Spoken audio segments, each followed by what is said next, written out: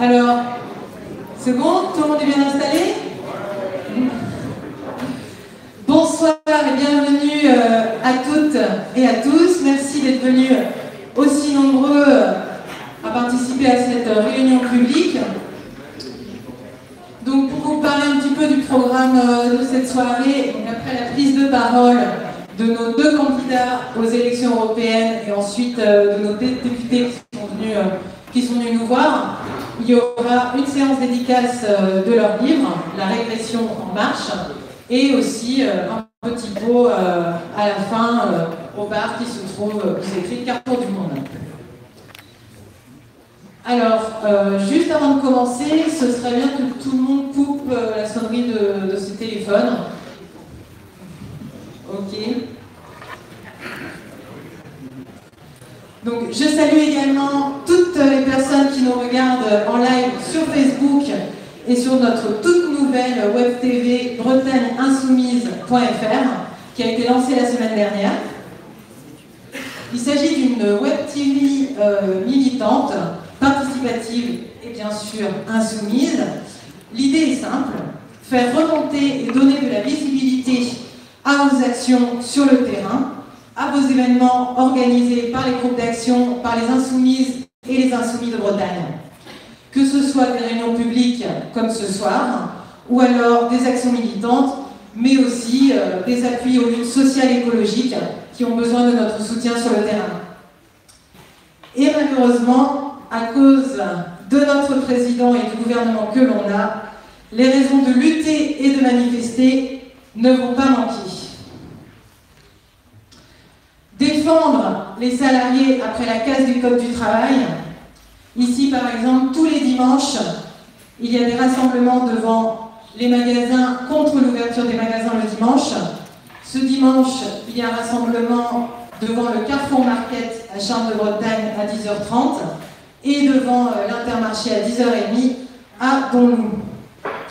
Il faut également défendre nos services publics et notamment d'éducation et de santé pour appuyer les salariés des hôpitaux publics et notamment par exemple à Guingamp la maternité qui est menacée, mais aussi défendre nos services publics d'énergie. Rendez-vous samedi 24 novembre sur le barrage de la Rance à partir de 10h pour dire non à la privatisation des barrages. Et enfin, il faut défendre notre environnement en luttant contre l'utilisation des pesticides et contre la pollution de nos cours d'eau. Donc, les actions ne manquent pas et il faudra faire remonter tout ça sur notre web TV insoumise. Et nous sommes prêts. Alors, permettez-moi un petit retour en arrière pour se rappeler les bons souvenirs. Donc, il y a eu, par exemple, le 7 janvier 2017, notre première fête des insoumis ici à Rennes. C'était ici, Alexis était venu à ce moment-là. Ensuite, vous vous souvenez, le 26 mars 2017, le meeting de Jean-Luc Mélenchon à Rennes. 5000 personnes à l'intérieur de Liberté, 5000 personnes à l'extérieur, plus de 10 000 personnes. On n'avait pas vu autant de monde sur un meeting politique depuis 1981. Vous en souvenez? D'ailleurs, Macron ne s'est pas risqué à organiser un meeting après ça. Et je voulais vous rappeler aussi les bons résultats qu'on a fait au premier tour des élections présidentielles. Et si la Bretagne avait été la France, nous aurions été au second tour. À Rennes, Jean-Luc Mélenchon a obtenu près de 26% des voix.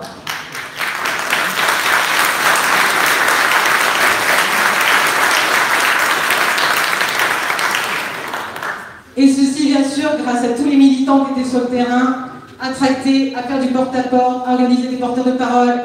Donc je remercie et envoie bravo à toutes ces personnes.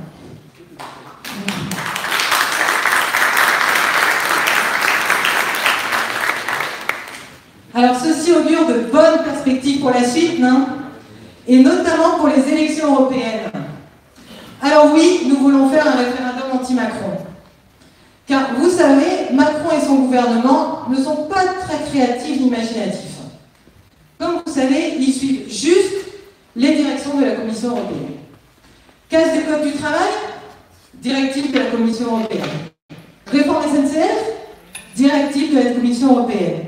Austérité généralisée et casse des services publics, les traités budgétaires.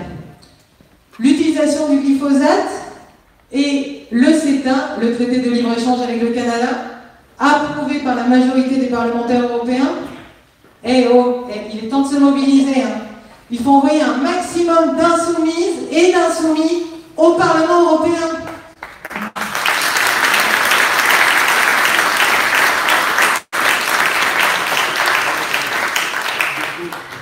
Pour défendre nos idées et notre programme avec nos partenaires de Maintenant le Peuple. Il nous faut une Europe plus démocratique, plus sociale et plus écologique. Et nous avons la chance d'accueillir ici, ce soir, en exclusivité, un candidat et une candidate de la liste Europe Insoumise.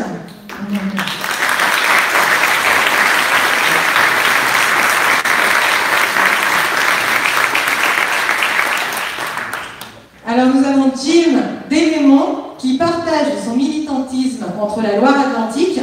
Il a beaucoup milité contre le projet de l'aéroport de Notre-Dame-des-Landes. Et Rennes, puisqu'il étudie à l'IEP.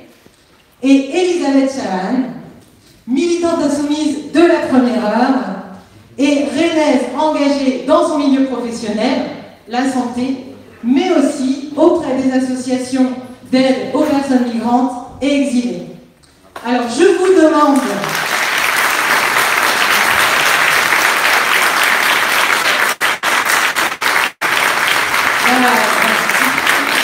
pas besoin de demander, alors on fait ça quand même. Je vous demande de faire une ovation et d'applaudir bien fort Jim et Elisabeth, car ils ont besoin de votre soutien pour leur campagne.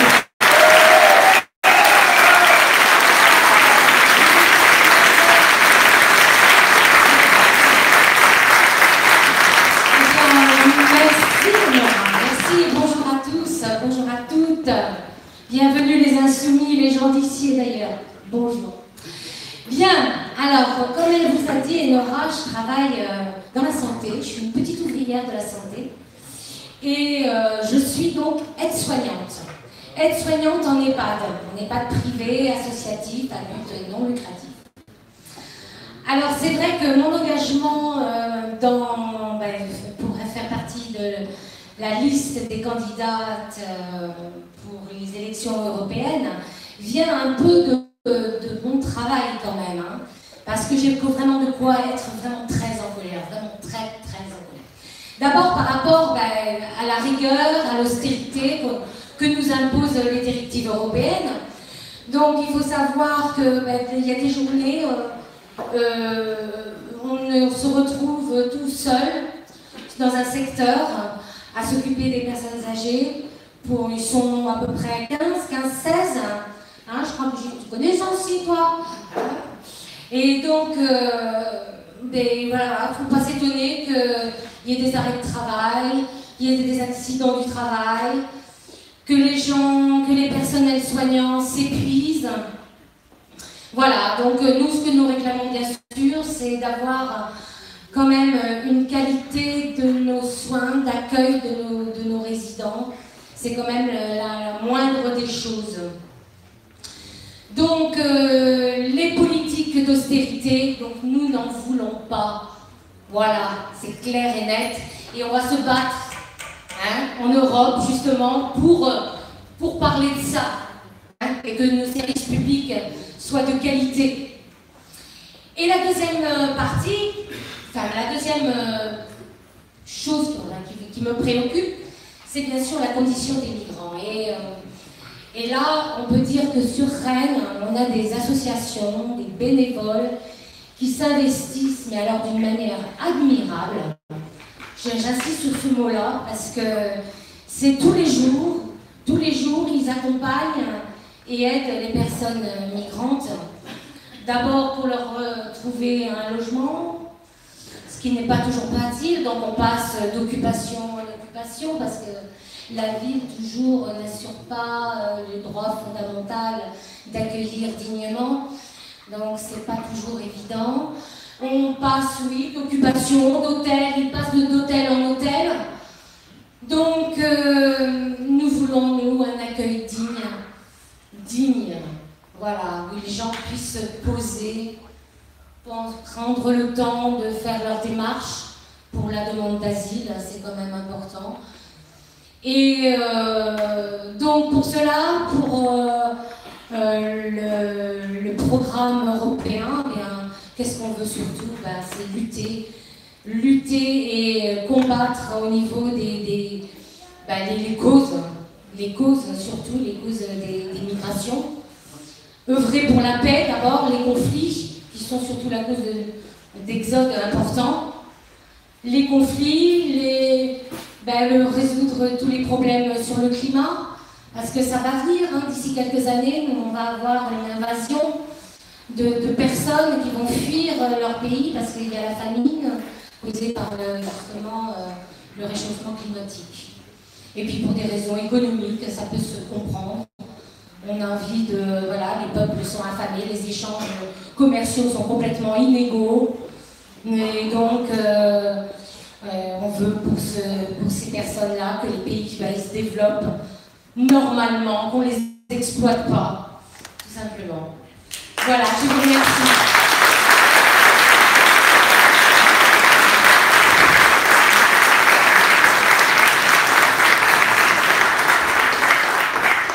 Bonjour à toutes et à tous, et c'est un plaisir de voir autant de monde pour cette réunion publique, comme quoi la flamme insoumise continue de vibrer à Rennes, et ça fait chaud au cœur d'être accueilli comme ça avec les camarades députés. Et donc du coup, comme le disait Enora en préambule, je suis milité à Notre-Dame-des-Landes, et comme vous le savez, entre Nantes et Rennes, on a eu notre partie du travail à faire contre ce futur projet. C'est devenu un symbole des grands projets inutiles à imposer, qui finalement ne sont que le fruit du système néolibéral qui nous dirige aujourd'hui. Et à travers cette lutte, c'est toute l'urgence écologique et sociale qui a été mise en avant, laquelle, c'est le point pour lesquels on se bat à travers l'avenir en commun. Et ce sont aussi des luttes qui sont à l'échelon européen. Je pense notamment par exemple à la LGV entre Lyon et Turin. Et dans tous les pays, il y a ces projets finalement qui apparaissent et contre lesquels il est parfois très difficile de lutter. Et que justement Notre-Dame-des-Landes a permis de mettre en avant et de montrer qu'il était possible parfois de gagner. Et malgré la répression, qu'elle soit au niveau de la justice, qu'elle soit policière, qu'on envoie des blindés dans les champs pour réprimer les opposants. Et que tout ça, ça prend sens aussi au niveau de la France insoumise, au niveau européen. Par exemple, quand le programme des Européennes veut défendre la mise en place d'une règle verte à l'échelon européen, c'est-à-dire ne pas prendre plus à l'écosystème qu'il ne peut reproduire en un an. Et ça perd sous le pied à la règle d'or où ce sont finalement l'imposition des impératifs du marché contre les 3% de déficit, toutes ces choses-là qui finalement ne servent que les intérêts privés et pas du tout le bien commun et l'intérêt général. Et la France insoumise, c'est aussi le soutien à la constitution d'un tribunal de la justice climatique pour pouvoir traîner en justice toutes les multinationales, tous les États qu'on pourrait qualifier qui perpétuent des écocides. Par exemple, contre le glyphosate, on pourrait traîner Bayer et Monsanto en justice, et ça aurait beaucoup plus de sens dans une Europe de traîner ces États et ces multinationales en justice plutôt que l'Europe libérale qui veut nous vendre à coup de CETA et de TAFTA, où ce sont les États et États sociaux qui sont traînés en justice par les multinationales, où leurs lois et notre droit devraient s'appliquer aux exigences du marché et finalement devenir une grande start-up nation à la mode Macron.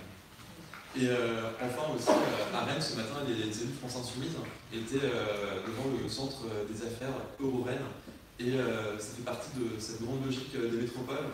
Ces métropoles qui, au final, nous asphyxient. C'est de ces métropoles que jaillissent des projets comme Notre-Dame-des-Landes, mais que jaillit aussi la gentrification, où au final, les classes populaires sont expulsées des centres-villes, où à Rennes, le centre-ville est peu à peu aseptisé. Et tout ça dans une perspective totalement délirante de mise en concurrence des territoires et des métropoles à l'échelon européen pour d'obscurs objectifs qui finalement ne servent qu'une minorité et pour lesquels on a bien que faire et qui en plus grignotent des terres agricoles. Enfin, c'est un désastre social et écologique. Et le programme de la France insoumise avec Maintenant le peuple, c'est aussi mettre un terme à toute cette métropolisation totalement désastreuse partout en Europe.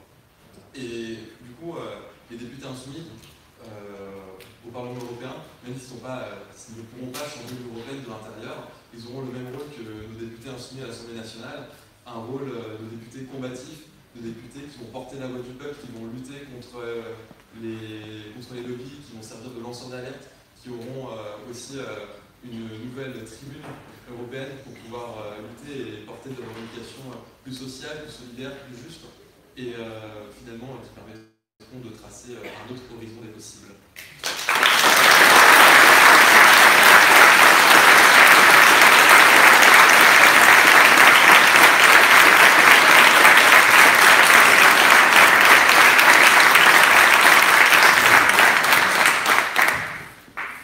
Donc voilà, on a deux candidats qui sont prêts à faire campagne. Je ne sais pas si vous êtes d'accord.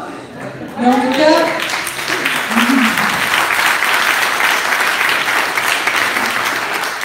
prêts à défendre nos programmes, nos idées. C'est bon. Alors maintenant, donc, je vais accueillir deux députés qui, eux aussi, font un travail remarquable à l'Assemblée nationale, qui nous représentent clairement.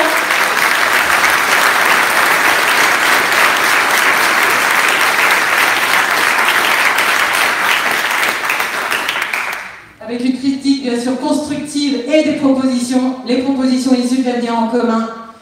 Et ça, c'est vraiment important. Donc je vous demande d'accueillir Hugo Bernalicis, député de la deuxième circonscription.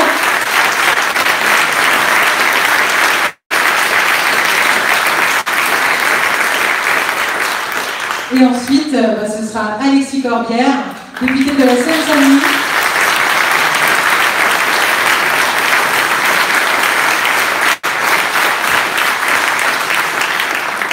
Et qui est aussi notre député référent en Ille-et-Vilaine, car vous savez, les députés insoumis sont 17, donc ils se sont partagés la France, et Alexis Corbière est notre député référent. Et d'ailleurs, il est déjà venu plusieurs fois à Rennes, et notamment pour soutenir les postiers en grève il n'y a pas si longtemps. Voilà.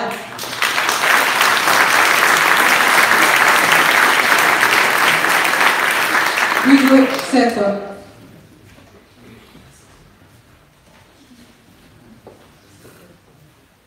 Bien. Merci. Merci déjà à vous d'être venus ce soir si nombreuses et si nombreux. Et puis surtout à tous les militantes et les militants qui ont rendu cet événement possible. Il ne faut ne jamais cesser de le rappeler que ce genre d'événement n'est pas possible juste avec des députés qui viennent briller et parler. Si vous n'avez pas des militantes et des militants qui préparent la salle, font la propagande, vous invitent sur Facebook, sur Twitter, sur les réseaux sociaux. Et vraiment, c'est ça qui est le cœur du mouvement, qui a été le cœur de notre succès à l'élection présidentielle et qui sera le cœur de nos succès futurs et à venir. Et merci encore à eux. Merci, merci, merci.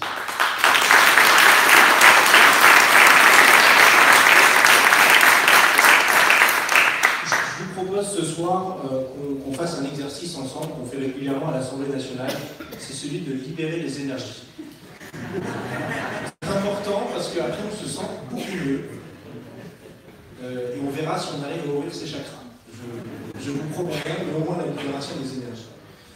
Parce que vous savez, à l'Assemblée nationale, c'est notre lot quotidien de phrases creuses, de mots communs, d'expressions étranges, de disruption, de start-up nation et de libération des énergies, car ça c'est vraiment le cœur de l'affaire, c'est l'essentiel. Et tout ça passera évidemment, comme vous le savez, par la révolution numérique. Bon.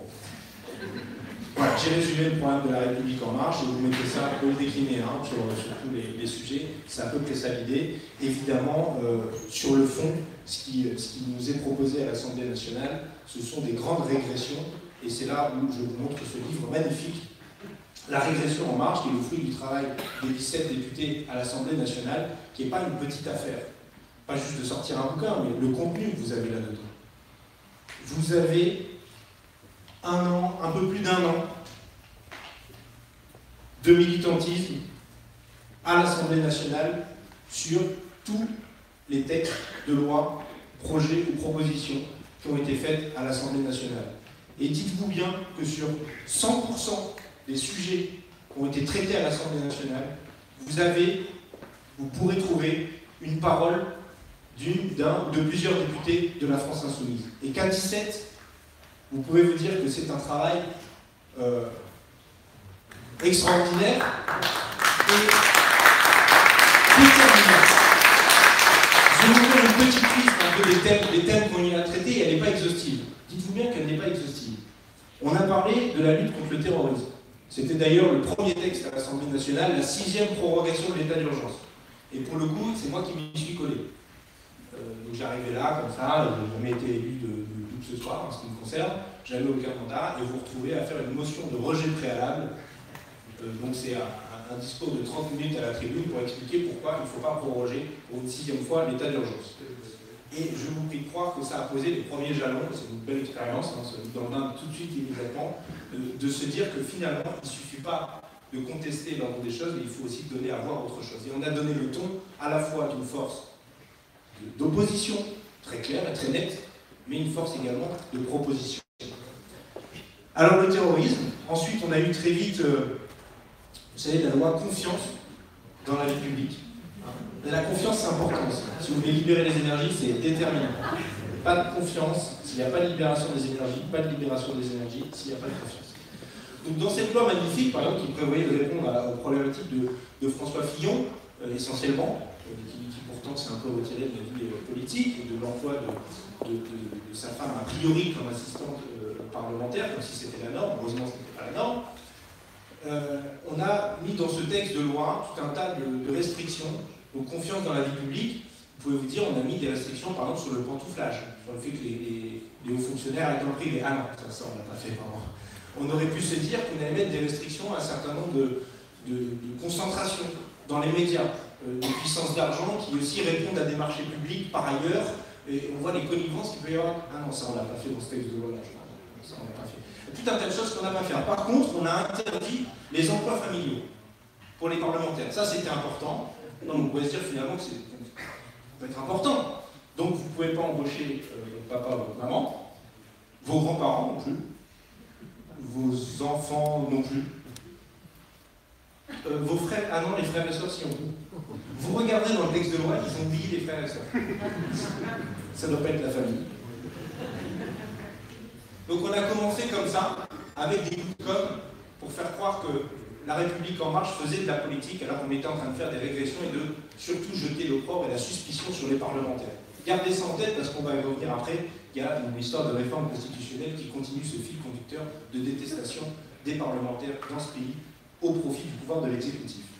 Alors après, vous avez les ordonnances travail, l'urgence dans le pays, libérer les énergies afin de pouvoir faciliter l'embauche, en fait en facilitant les licenciements. Drôle d'histoire quand même, de fonctionner de la sorte. Vous vous souvenez de la bataille que nous avons menée article par article sur ce texte de loi. Et là, c'est mon camarade, notre camarade Adrien Caténins, qui est mon collègue de circonscription d'à côté, qui a été en première ligne sur le sujet. On a enchaîné très vite avec le projet de loi de finances 2018 et le projet de loi de financement de la sécurité sociale 2018. Donc c'est là où on a libéré énormément d'énergie encore. Alors là, c'était plutôt pour les très riches, c'est vrai. C'est vrai qu'on a supprimé l'ISF, la République En Marche a majoritairement supprimé l'ISF parce que l'urgence dans le pays, c'était que les riches soient un petit peu plus riches, vous comprenez, pour que ça ruisselle et qu'enfin on puisse se sentir mieux dans nos vies quotidiennes. C'était pas que ça, c'était aussi la flat tax, c'est la taxation à 30% de tous les profits du capital. Alors il y a les perdants, il y a ceux qui faisaient leurs petits placements sur les assurances vie, qui sont vus augmenter la taxe, et puis il y a ceux qui avaient des gros placements, qui eux se sont vite diminués leur taxe. Donc voilà encore un cadeau aux plus riches, et il y en a quelques autres comme ça, vous savez, le crédit impôt compétitivité emploi, qui en plus pour 2019 est doublé, jackpot, 40 milliards d'euros. Pour une création d'emplois finalement assez faible et nulle, en tout cas très nulle, super nulle, au regard du montant investi, à savoir 40 milliards d'euros. Avec 40 milliards d'euros, nous on relance l'économie, et ça, on fit ça, parce que c'est 40 milliards en un an, c'est même pas un plan annuel, c'est en un an. Gardez bien cet ordre de grandeur en tête. Quand on vous explique qu'augmenter le carburant, ça va rapporter 3 ou 4 milliards de plus. Bon. Ensuite, on a dû batailler sur la loi alimentation et agriculture. On a eu à batailler sur la réforme de la formation professionnelle, sur la réforme du droit à l'erreur, enfin, ça s'appelait aussi confiance, une société au service d'un État, non, un État au service d'une société de confiance, un truc comme ça. Il doit y avoir confiance pour libérer les énergies à un moment donné de toute façon.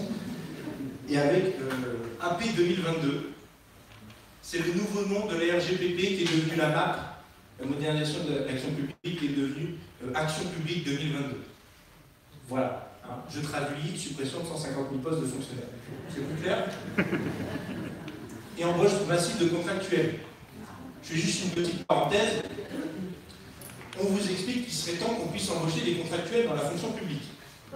Il y a des fonctionnaires dans la salle? Non, levez pas la main, attention. On ne sait jamais. On ne sait jamais. Non, parce que vous allez vous faire supprimer votre poste et tout, t'as dit. Donc, est-ce que vous savez, bon, les fonctionnaires qui sont dans la salle, il y a des contractuels autour de vous dans vos services? Non? Si, oui, il y a des. Non, moi, je croyais qu'il n'y avait personne au contractuel dans l'administration. Il fallait libérer les énergies, augmenter les contractuels, parce que bon, finalement, pourquoi pas? Et oui, dans la fonction publique, il y a plus de 20% de contractuels. Il y a des fonctions publiques, on monte à 28% de contractuels. C'est l'état actuel des choses. Et les gens qui nous gouvernent, qui nous dirigent, nous expliquent qu'il n'y a pas assez de contractuels, qu'il faut en rajouter.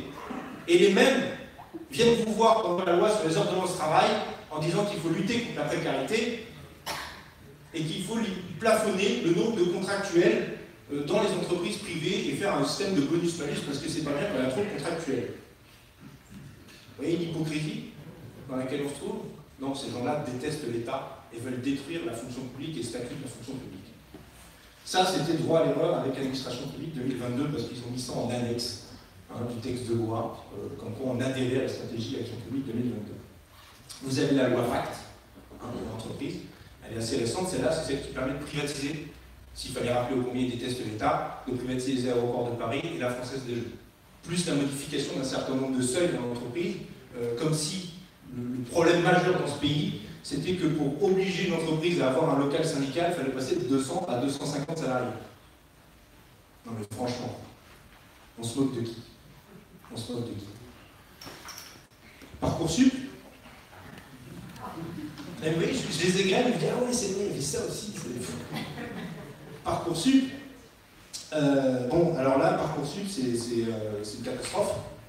De l'aveu d'un certain nombre de responsables, je ne donnerai pas le nom, mais quelqu'un qui a été missionné par le gouvernement pour travailler sur la réforme du bac, déjà je vais donner beaucoup trop d'indices, qui est libre, que je connais bien, me disait que quand même Parcoursup c'était pas terrible, parce qu'il y avait un chiffre qu'on n'avait pas, c'est tous ceux qui avaient abandonné le système de Parcoursup, qui n'étaient pas sortis du système complet, qui avaient dit non mais de toute façon c'est pas la peine, autant que je passe une année à bosser, autant que j'aime une école privée, autant que je fasse ce travail. Vous avez compris le truc?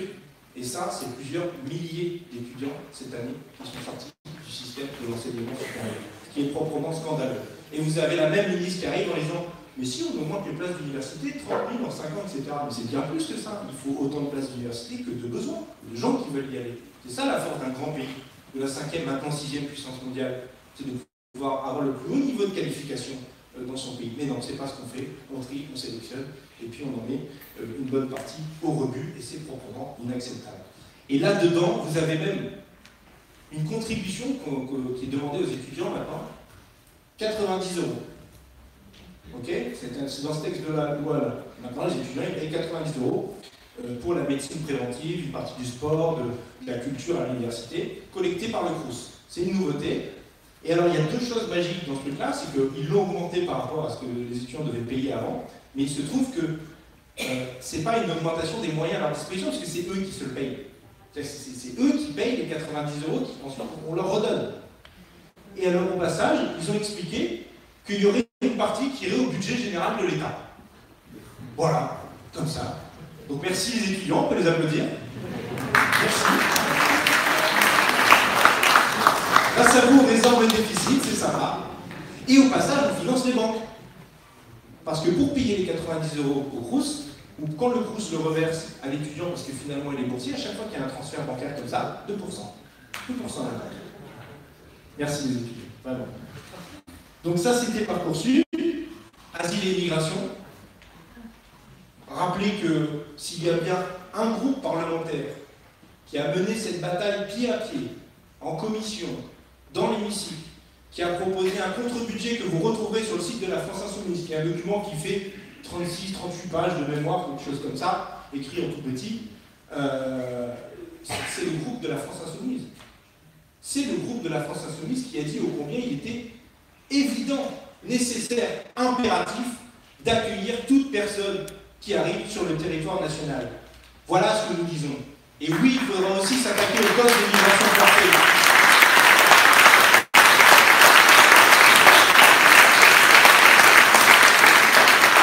Oui, s'attaquer au code de l'immigration forcée. Pourquoi? Parce que les gens ils sont contents de partir de chez eux? Non, absolument pas. Et est-ce que nous, on a à voir avec ça? Parce qu'on pourrait dire finalement, bon, on ne peut rien, c'est comme ça, ainsi va le monde, et puis bon, on accueille les gens qui arrivent. Mais non. Le libre-échange, il est étranger tout ça? Les produits agricoles subventionnés de l'Union européenne qu'on déverse sur le marché africain, qui détruit leurs économies locales, nos capitalistes qui viennent leur prendre leurs terres arables pour mettre des produits, pour faire des agrocarburants, on y est pour quelque chose? Oui, bien sûr qu'on y est pour quelque chose. Quand on envoie nos armes là-bas sur place pour aller faire des guerres, est-ce qu'on y est pour quelque chose? Oui, bien sûr, on y est pour quelque chose.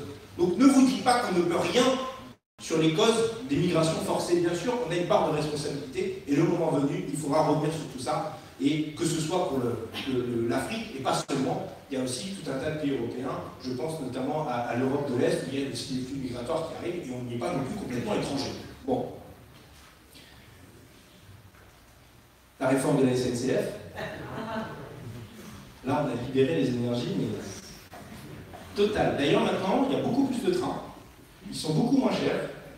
Et vu qu'il y a l'augmentation du carburant, vous êtes en train de prendre un abonnement à la SNCF. Parce que c'est l'alternative tout en vue. Hein? Non, c'est pas ça que vous... Ah. Bon, bah, je vais me tromper de réforme, alors. Non, bien sûr que non, c'est pas ça le sujet, encore une fois. Rentabiliser, mutualiser, libéraliser, libérer les énergies. Finalement, libérer les énergies du capital qui pourront faire un peu plus de pognon là où vous ne pouvez pas en faire avant. Qui est une logique à peu près générale en la matière. Autre texte de loi, la loi de programmation militaire. Alors l'expert, c'est Alexis, c'est pas moi. C'est lui la commission défense, il vous dira quelques mots tout à l'heure. Loi de programmation militaire qui a un gros machin. Et là aussi, la France Insoumise n'était pas étrangère de ce débat. Sur toutes les thématiques qu'on est là. Alors il y a une loi, comment ça s'appelle? Benalla, j'ai marqué. Je sais pas. C'était pas une loi ça? Ah non, j'ai marqué réforme constitutionnelle en dessous. Oui, c'était ça. Donc on était en train de faire une réforme de la Constitution auquel on était opposés, parce qu'il prévoit de supprimer un tiers des parlementaires dans ce pays, comme si c'était la priorité absolue. Je pense que bon, ça se passerait bien d'une partie des parlementaires, c'est vrai. Voilà. On peut vous donner des bons et tout ça, mais on les remplacerait bien par d'autres. Peut-être des copains dans la salle, d'ailleurs, qui seraient volontaires. Je suis sûr, ils vont revenir pour prendre leur place. Plus sérieusement, cette affaire Benalla, elle a fini de montrer un deux poids deux mesures à tout un tas de secteurs, notamment sur les matières de justice, s'il fallait faire des comparaisons. Il y a des perquisitions qui se passent tranquillement, où la police arrive, dit « Ah, ben c'est fermé, bon, ben, on reviendra demain ». Et en attendant, il y a un coffre-fort qui disparaît, avec des armes dedans, bon, ben, tout va bien. Et puis, vous voyez au combien on sape l'autorité de l'État. Personne n'est responsable de rien, le ministre de l'Intérieur découvre tout dans le journal. Étrange, je ne sais pas quelle journée il dit. Mais en tout cas, pas celui du ministère de l'Intérieur, ça c'est sûr. Il aura fini par partir, mais je ne sais pas si on a gagné au change, de toute façon on ne gagnera jamais au change avec un gouvernement pareil, mais au moins on entendra un peu moins parler que de Lyon. On pourra parler un peu de la France entière. J'ai rien contre les Lyonnais, mais c'est devenu quand même insupportable. La loi sur les violences sexuelles et sexistes, qui a aussi été un texte de loi qui, pour l'égalité femmes-hommes, et finalement on l'a vu que par le petit bout de la lorgnette de modification du code pénal. Sur tout le reste, c'était extraordinaire la dernière fois à l'Assemblée.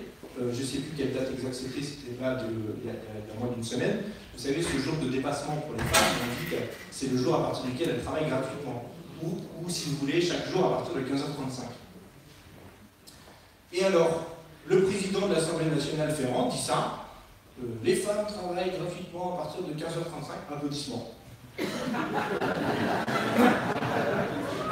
Mais oui, mais c'était... Enfin, c'est un problème, il ne faut pas applaudir. C'est comme quand je fais applaudir les étudiants tout à l'heure, c'était une blague. Hein, donc c'est la France reconnaissante. Merci mesdames. 15h35, ils travaillent gratuitement. Et leur réponse de la ministre Marlène Schiappa, écoutez, on a prévu un logiciel qui vous permettra dans chaque entreprise de vérifier qu'il y a bien des inégalités de salaire.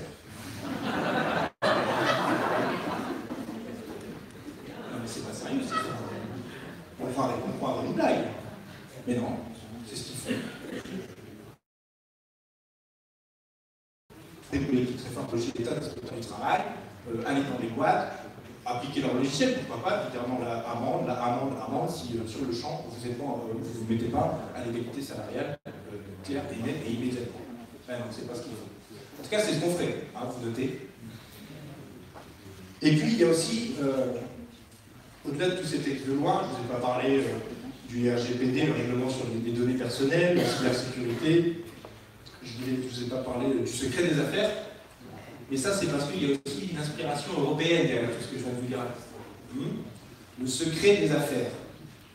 Encore une drôle d'affaire, justement. Où on vient débattre tous ensemble, dire ah, les lanceurs d'alerte, c'est merveilleux. Sans eux, il y a des tas de choses qu'on ne saurait pas. C'est pourquoi il faut garantir le secret des affaires. Non, et en même temps, il faut garantir le secret des affaires. Vous voyez la dureté permanente de cette régression en marche. Et alors, au milieu de tout ça, vous avez les groupes parlementaires, comme celui de la France Insoumise, qui peuvent être force de proposition, pas seulement par leurs amendements, mais proposer des lois. Parce qu'on vous dit, oui, mais bon, la France Insoumise, il râle, il ne propose jamais rien. Déjà, c'est faux, il suffit de lire la quantité d'amendements qu'on fait, et il y en aura un paquet sur le projet de loi sur la justice qui commence lundi, et je vous invite à suivre les travaux sur lesquels je vais m'impliquer énormément. Et puis, il y a les niches parlementaires. Je fais cet exercice comme un exercice d'éducation populaire pour rappeler une chose très claire. L'initiative est censée être partagée entre les parlementaires, Assemblée nationale et Sénat, et le gouvernement. L'initiative de faire la loi. D'accord ? Entre les projets de loi gouvernement, propositions de loi, Assemblée ou Sénat. Savez-vous combien de jours nous avons à notre disposition par an pour faire des propositions de loi, nous, France Insoumise, à l'Assemblée nationale, où on gère l'agenda, on met, on dit c'est ça qu'on va parler aujourd'hui. Combien de jours? 2, j'entends 1, 3, vous n'êtes pas sympa. Non, mais effectivement, c'est 1 jour. 1 jour. C'est ça, la démocratie, le pluralisme, etc. 1 jour. Et quelle journée? Nous avions fait 5 propositions. Une loi relative à la reconnaissance des conséquences du burn-out comme maladie professionnelle. Une loi pour permettre l'euthanasie et le suicide assisté, le droit de mourir dans la dignité. Une loi sur le récépissé pour le contrôle d'identité, expérimental. En plus, on s'est dit qu'on va essayer de les convaincre en disant qu'on va tester dans quelques endroits et puis voir si c'est mieux ou moins bien que quand il n'y en a pas, ou que quand il y a une caméra piéton, vous savez, quand la caméra, les policiers ont la caméra au torse. Une proposition sur le CETA, pour refuser le CETA, le traité de libre-échange, avec le Canada, et une loi pour garantir les premiers mètres cubes d'eau gratuits. Vous savez ce qu'ils ont fait à chaque fois? Est-ce qu'ils ont discuté les textes? Non. Ils ont fait que des rejets. On n'a même pas discuté les amendements. Ils n'ont même pas fait d'amendements, ils s'en fichent. Ils s'en fichent. Voilà où on en est dans cette 5e République à l'agonie, où l'Assemblée nationale devient une chambre d'enregistrement des desiderata, en l'occurrence du président de la République, et en réalité de la Commission européenne. Voilà pourquoi nous disons que sanctionner Emmanuel Macron, c'est sanctionner aussi la politique qu'il conduit au sein de l'Assemblée nationale et dans le pays. Alors, il va y avoir le projet de loi sur la justice. Je ne sais pas combien de temps il me reste, je suis en train de d'exposer le temps de dépasser. Il me reste un petit peu quand même. Bon, c'est bon. Le projet de loi sur la justice. Est-ce que vous étiez au courant qu'il y avait un projet de loi sur la justice? Ouais, un peu, vaguement. Ouais, je vous avoue que c'est pas le sujet numéro 1 en ce moment dans l'actualité. J'ai d'ailleurs demandé à quelques journalistes qu'on croise sur les plateaux s'ils comptaient m'inviter la semaine prochaine pour parler de ce projet de loi de la justice, pour avoir un peu un autre son de cloche que juste l'article du Monde qui vous explique qu'il y a une ambiance consensuelle à l'Assemblée nationale, comme si la force insoumise n'existait pas. Bon, on va essayer de crier plus fort. Pas trop, parce qu'après on pourrait nous le reprocher. Donc il y a ce projet de loi sur la justice. De quoi il s'agit?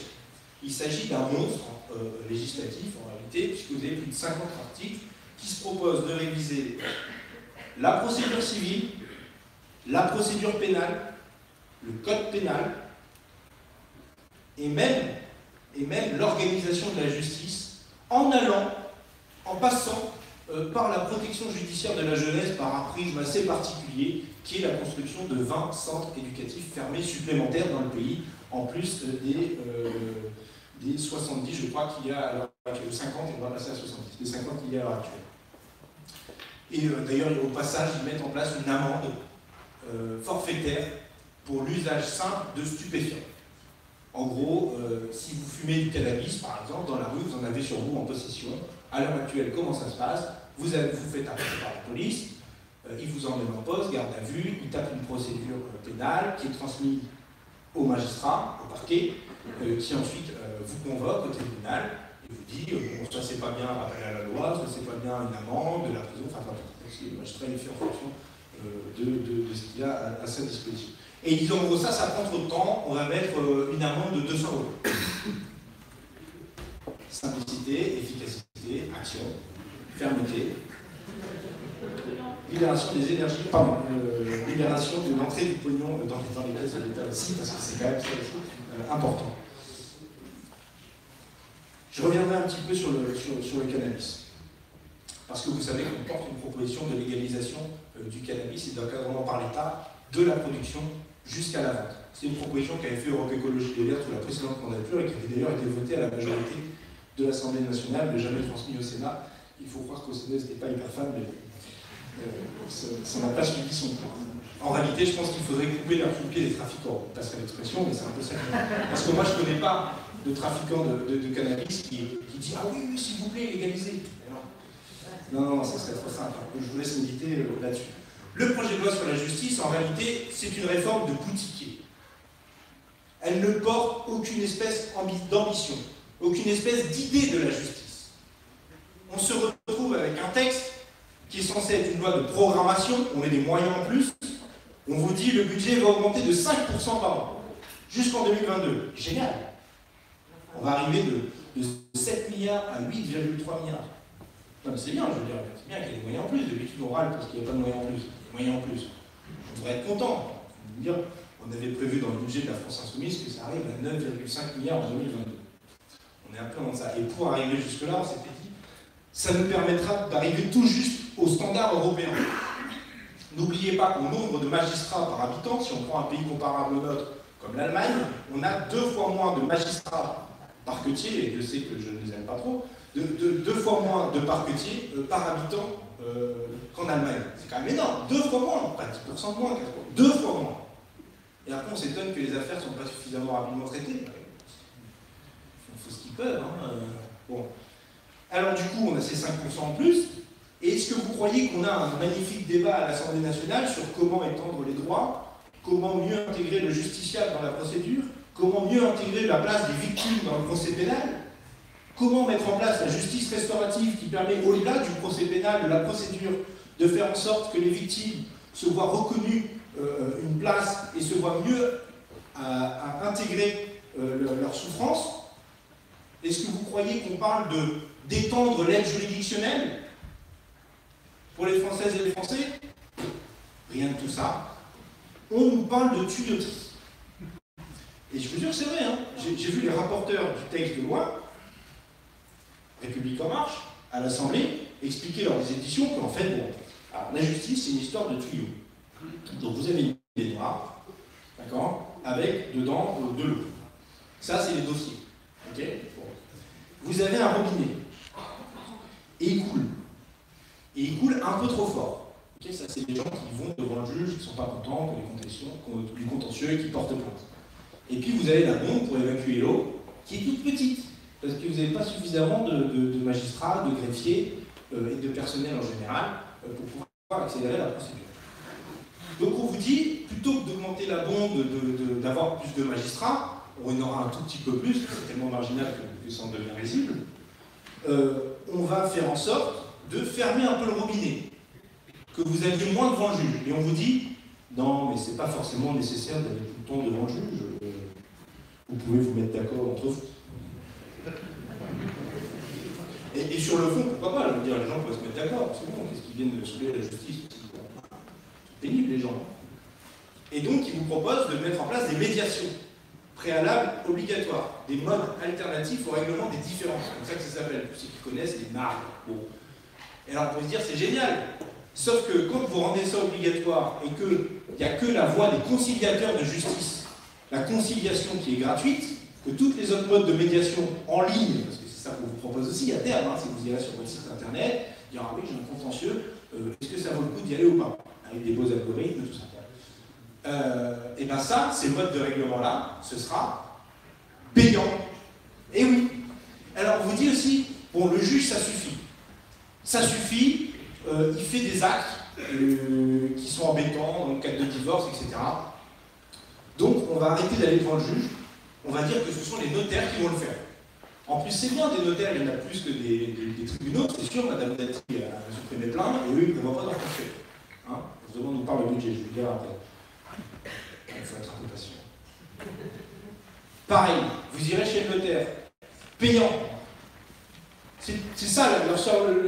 Oui, mais c'est 50 euros, ça, 50 euros. Dans quel monde ils vivent ces gens? Comme si 50 euros c'était rien. C'est sûr, c'est pas eux qui vont les payer, quoi. Hein, ça, c'est pour notamment la procédure civile. Vous avez compris la logique. Hein. Et alors, bon, on espère comme ça que le nombre de dossiers va diminuer. Et on vous propose aussi de dématérialiser le numérique, le numérique, le numérique, le numérique. Hein, c'est ça. Allez. Bon, c'est pas comme si le défenseur des droits avait rendu un rapport expliquant que 27% des Français étaient éloignés du numérique. Éloignés soit physiquement, soit numériquement, mais enfin, ils n'ont pas l'accès, ils n'ont pas le branchement chez eux, parce que ça ne passe pas, ou parce qu'ils ne sont pas habitués au multinumérique. D'accord? Mais ça, on s'en fiche. Ils verront bien, ils iront dans le tribunal le plus proche, demander à quelqu'un qui sera overbooké de les aider à faire la procédure sur l'ordinateur. Hein? Bien sûr que non, ça ne va pas se passer comme ça. Et oui, ils vont diminuer le nombre de dossiers, au détriment du justiciable, et en plus en déshumanisant les choses. Parce qu'il y a aussi la visioconférence qui va augmenter. Là, on arrive sur la procédure pénale. Donc c'est pareil, dans plein de cas, vous ne verrez plus le juge. Enfin si, mais derrière un écran. Voilà. Il faut être moderne, hein. Enfin, vous n'êtes pas moderne, vous? De toute façon, les insoumis, je vous connais, tout le temps en train de ramer. Je suis pas fan. Et alors la procédure pénale, c'est surtout le renforcement du pouvoir du procureur de la République et des officiers de police judiciaire. Notez ça bien. Jusqu'à présent, c'est la loi de 2016, suite aux actes terroristes qu'a connu le pays, on a renforcé les pouvoirs du procureur de la République dans le cadre des techniques spéciales d'enquête, c'est-à-dire de poser des balises GPS sur votre voiture, par exemple, de mettre des micros chez vous, de vous mettre sur écoute, de prendre toutes vos données, capter vos données. Et on avait dit ça, on l'utilise que pour la criminalité organisée, donc les gros trucs, on a des lourdes peines, on peut potentiellement trouver des lourdes peines, ou en matière de terrorisme, dans le code pénal. On le circonscrit à ça. Parce que c'est tellement exorbitant, en termes d'atteinte aux libertés individuelles, aux droits des individus, qu'on le circonscrit. Et en plus, on met un juge des libertés de la détention, qui sert objectivement à pas grand-chose, pour ceux qui connaissent le sujet, qui est un juge plutôt alibi, qui vient donner une autorisation au procureur de la République.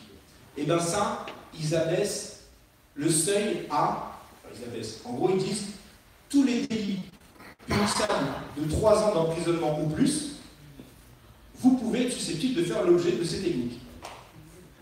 Qu'est-ce que c'est 3 ans ou plus? Il y a tout un tas. Un vol, par exemple. Allez, au hasard, attaque qui va faucher une chaise à BNP Paribas. Bim, on rentre dans les clous des 3 ans. Moi, je les mettrais bien sur écoute, ceux-là. Ils cassent les pieds, quand même. Hein. Ils sont là en train de dire qu'on fait rien contre l'évasion fiscale, la délinquance financière, tout ça. Ça commence à bien faire. Bure.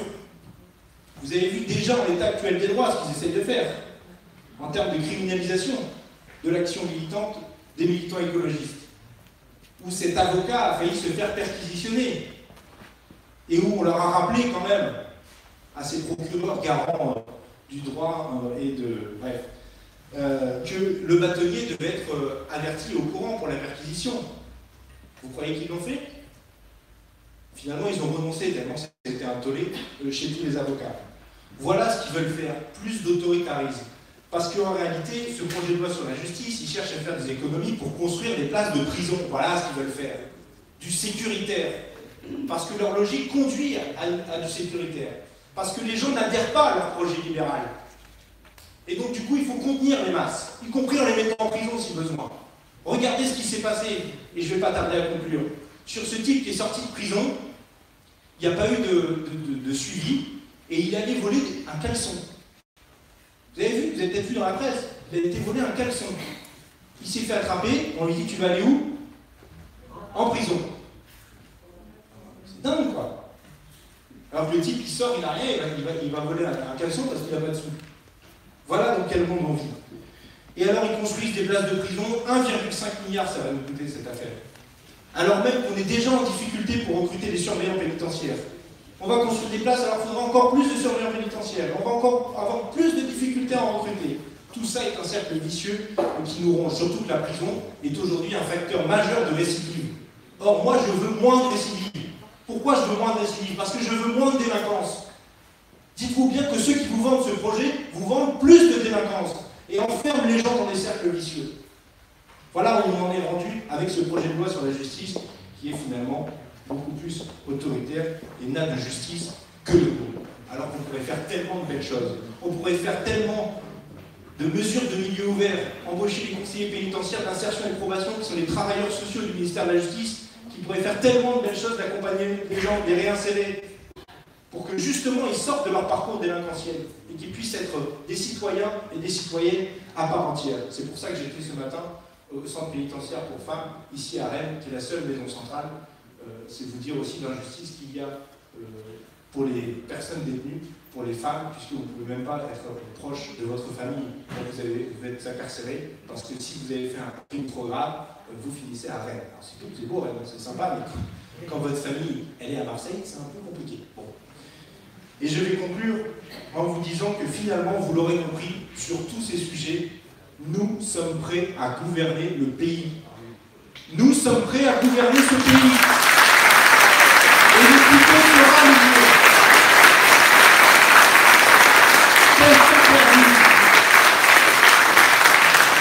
Quel temps perdu par ces voyous qui nous dirigent, qui font croire qu'ils luttent contre la délinquance financière, alors que vous les voyez, les services qui sont chargés de ça, ils sont tous occupés à faire les perquisitions de la France Insoumise et chasser les vrais voyous.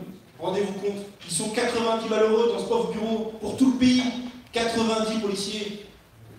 D'accord? Le bureau d'à côté qui fait le blanchiment de fraude fiscale ou le blanchiment d'argent, notamment le financement du terrorisme, 90 aussi pour tout le pays. C'est ça qu'on veut?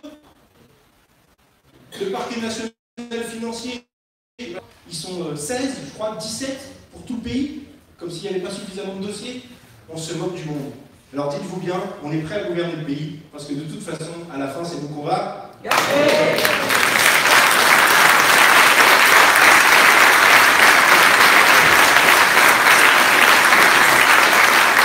je pense qu'on va parler d'un autre sujet. Merci Hugo. Bon, Hugo a déjà bien annoncé les choses. Évidemment, c'est d'usage, et comme c'est sincère, je vais le redire, le plaisir qu'il y a à être là avec vous pour ce type de réunion. C'est important, j'imagine, pour vous de vous retrouver déjà comme une force qui se constitue. Et puis sachez que c'est aussi important pour nous, avec cette expérience si particulière que nous vivons, Hugo et moi. Nous ressentons tout l'honneur, déjà c'est pour nous humainement, l'honneur collectif que ça représente, de faire partie de ce groupe à l'Assemblée nationale. Et l'Assemblée nationale, c'est aussi un bocal, dans le sens où beaucoup de bagarres politiques qui s'y mêlent sont parfois dans le champ clos de l'hémicycle, et il est nécessaire qu'on revienne. Moi, je suis assez content que il y a une campagne électorale devant nous et qu'on retrouve le chemin de l'action, même si je sais que souvent on ne l'a pas quitté. Mais d'abord, ne perdons jamais de vue que malgré toute la qualité du travail parlementaire que nous faisons, ce que nous cherchons à construire, c'est d'abord une grande force populaire, un grand mouvement citoyen populaire sur le terrain. Certes, sans doute fier du travail de ces députés, mais d'abord qui prend ses galons dans la capacité à être dans des combats concrets, j'en dirai quelques mots, il y en a qui sont devant nous, et dans une capacité d'action populaire. Le moteur de tout changement que nous avons devant nous, c'est d'abord la capacité d'action et de mobilisation d'un peuple dont le premier comportement ces derniers temps, souvent à l'annonce devant les échéances électorales, a été l'abstention pour des raisons assez compréhensibles. Donc ce que nous devons chercher à faire à tout moment, c'est nous adresser au plus grand nombre, à ceux qui sont les plus dégoûtés du bilan politique qui a été mené ces dernières années et qui vont bien souvent, pour première attitude face à cette colère, je m'en fous, qui compte plus sur moi, ils n'auront plus mon bulletin de vote. Et pourtant, c'est cette résignation que nous devons combattre. Par un enthousiasme communicatif, une qualité du travail parlementaire, une qualité du travail sur le terrain, etc. etc. Bref, grâce à vous.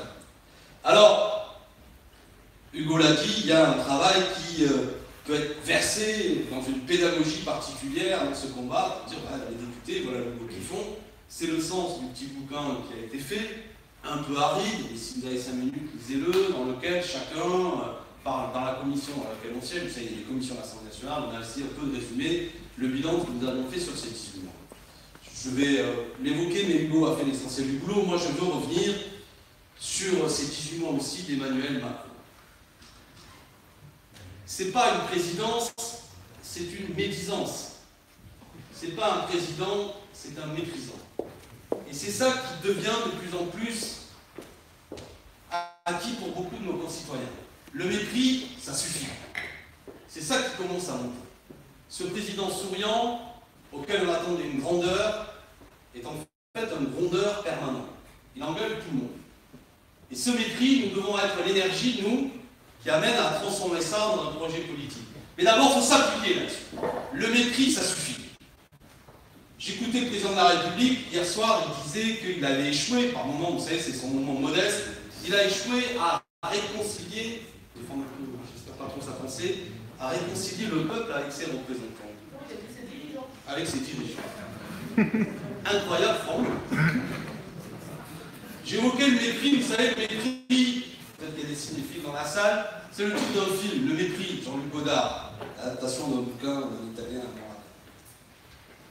Et dans ce film, il y a un moment, il y a des acteurs absolument géniaux qui viennent là pour faire plaisir à Godard. Il y a Fritz Lang, vous savez, qui est un grand réalisateur. Et il y a cette scène où Fritz Lang s'adresse à l'autre bel acteur que j'aime beaucoup, qui s'appelle Jack Palance. Il y a une statue d'Homère, vous savez, Homère, et Fritz Lang dit à notre personnage, vous allez voir sur quoi je vais en venir, il dit, n'oublie pas, ce sont les hommes qui font les dieux, et pas les dieux qui font les hommes. Et c'est une réponse à Emmanuel Macron. Méfie-toi, ce n'est pas les présidents qui font les peuples, c'est le peuple qui te fait. Tu n'as pas à nous réconcilier avec nos dirigeants, c'est nous qui décidons qui sont nos dirigeants. Et si nos dirigeants ne nous plaisent pas, nous devons avoir le droit de les révoquer.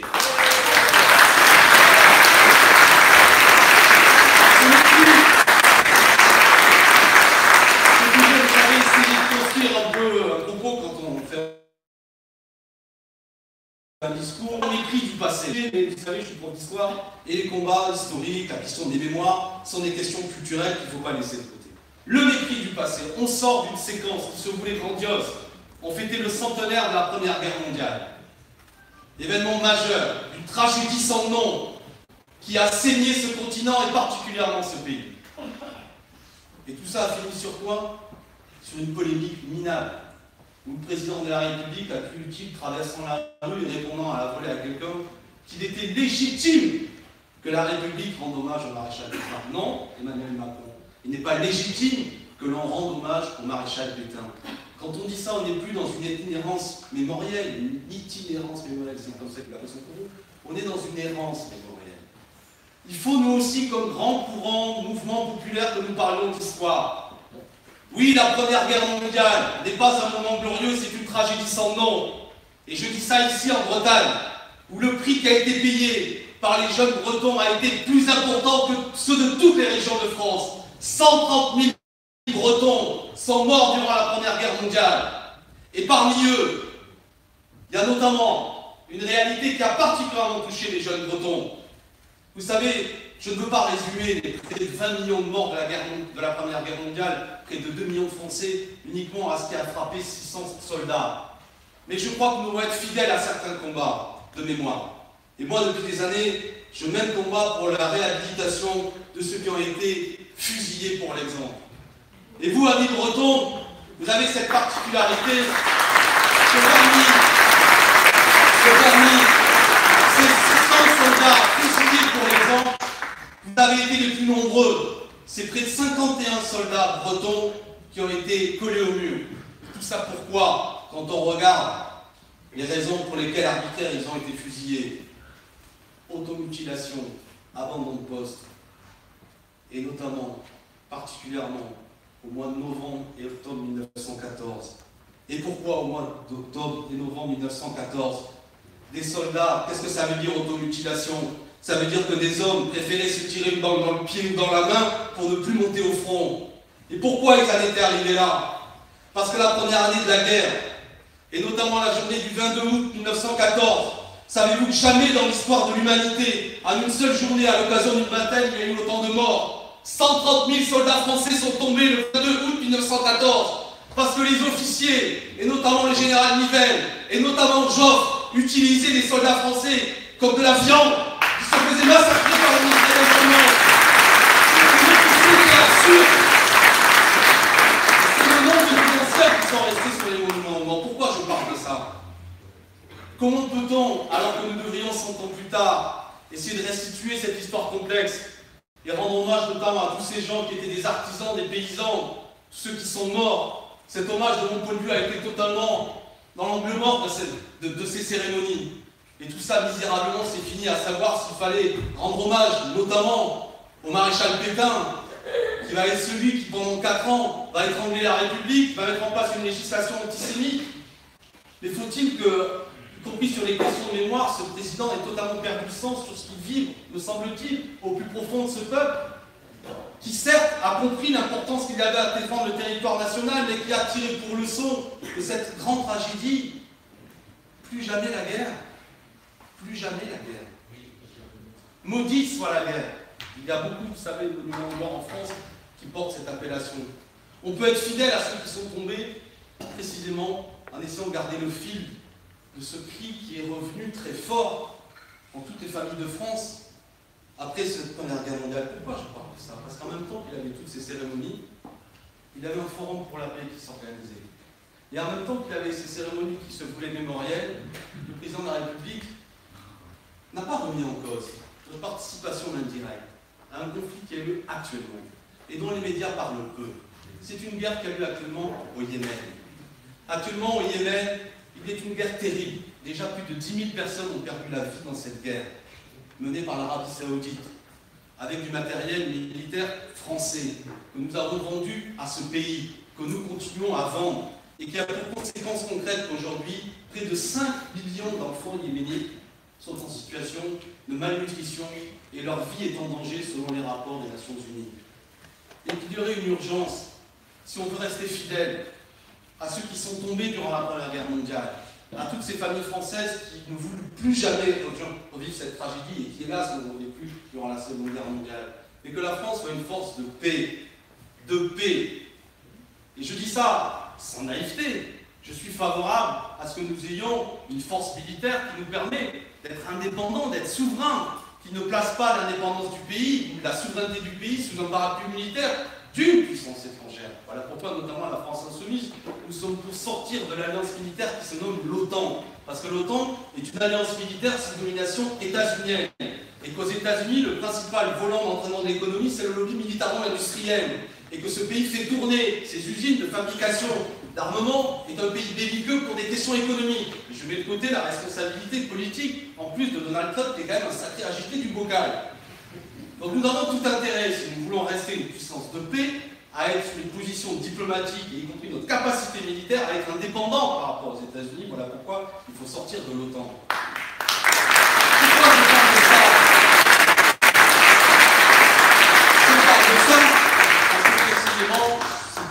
de moment, moi qui suis passionné d'histoire comme vous, les errances mémorielles, les numéros confus, le président de la République, qui va s'incliner sur les tombes de nos soldats, et qui participe d'une certaine manière aussi à un conflit terrible, pour ma part, je trouve ça indigne de la façon dont je conçois aujourd'hui le rôle que doit avoir la France dans le monde, la manière dont elle doit rayonner comme une puissance, je le répète, pacifique, et doit être compris par tous les peuples du monde comme un pays qui ne participe pas à la guerre, qui ne vend pas des armes à l'Arabie Saoudite, qui n'invite pas M. Ben Salman à participer à un prétendu forum pour la paix, qui ne se prend pas en selfie avec cette brute épaisse qui, vous l'avez vu dernièrement, a finalement fermé les yeux sur la torture terrible d'un journaliste. Et il a fallu que tout ça soit révélé pour que se crée un incident diplomatique.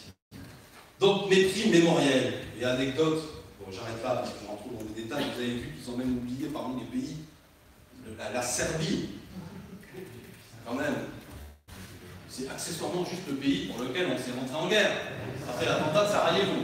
Et il fallait inviter toute une série d'autres pays, je crois le roi du Maroc qui tenait absolument à ce que son fils soit assis à côté de lui, et toute une série d'autres choses qui a amené à ce que finalement, avec une certaine lucidité, la diplomatie, ou du moins les organisateurs officiels ont dit sur cette affaire-là, on a merdé. Ah oui. C'est le moins qu'on puisse dire. Le mépris du passé, le mépris du présent. Écoutez, j'ai fait une petite liste, vous savez, on s'amuse quand on vient faire ce genre de meeting. Quand même, à 9 ans, il en a accumulé. Mon chômeur, vous vous en souvenez, il a dit pour trouver du boulot, il suffit de traverser la rue. Le gars était horticulteur, il lui a dit va dans un café, il y a peut-être du boulot. Un retraité, il lui a dit le pays se tiendrait autrement si on ne se plaignait pas tout le temps. À un biviste, il lui avait dit eux, quand même, le gars lui disait nous, on galère, il était en t-shirt, mais bon, le biviste, il était un peu chaud, il disait nous, on aimerait aussi pouvoir se payer un costard. Et la meilleure façon de se payer un costard, c'est de travailler. Souvent, les types étaient en grève parce que leur boîte était en train de fermer, c'est pas mal. Aux jeunes, il a un grand projet, vous vous en souvenez, il a dit il faut que tous les jeunes Français aient envie de devenir milliardaires. Il y avait des femmes salariées d'une entreprise en liquidation judiciaire, il avait dit elles sont pour beaucoup illettrées, elles n'ont pas le permis de conduire. Quand il était à l'étranger, juste en Bretagne, il avait dit les Français, vous savez, sont des Gaulois réfractaires au changement. Quand on s'est opposé à la casse du code du travail, il nous avait traité de feignants. Vous vous souvenez? Il avait fait un truc dans une gare, t'as vu mes notes d'abord, c'était une start-up. Il avait dit dans les gares, vous savez, c'est des grandes envolées philosophiques de président. On croise des gens qui réussissent et puis des gens qui ne sont rien. Ça parle. Chez vous, dans le Morbihan, la Bretagne, ça une réussi. Il avait dit oui, on lui parlait, je ne sais plus très bien pourquoi, des quoi ça, qui est en bateau. Il a dit ah ouais, je connais les quoi ça. Ça pêche peu, mais ça ramène du comorien. Ça, c'est le mot macronien. Quand on s'était opposé à la baisse des APL, vous savez, les APL, 5 €, ça concerne 6,8 millions de Français. Il avait dit ceux qui pensent, alors il avait fait le lien, il est subtil, vous savez, c'est son côté aussi. Il avait fait le lien avec le sacrifice héroïque du commandant Beltrame. Lui, il ne récupère pas, il ne manipule pas, il a grandeur.